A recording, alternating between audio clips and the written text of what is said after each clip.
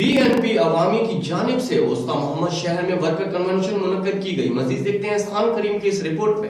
BNP عوامی کے worker convention وسطی محمد بلوچستان نیشنل پارٹی عوامی کے مرکزی سیکرٹری ڈاکٹر ناشناس لیڈی، BNP عوامی کے سابق سینیٹر سید اکبر شاہ، BNP عوامی کے مرکزی کمیٹی کے ممبر حاجی علی اکبر جدر، BNP عوامی نصیر آباد کے سینئر رہنما اور ممبر مرکزی کمیٹی ساجد میر عمرانی، حاجی داؤد خان پنگلزی، حبیب اللہ محمد حسنی، بدل خان جتک اور دیگر نے ورکر کنونشن سے خطاب کرتے ہوئے کہا کہ BNP عوامی نے ہمیشہ عوامی خدمات کی ہے۔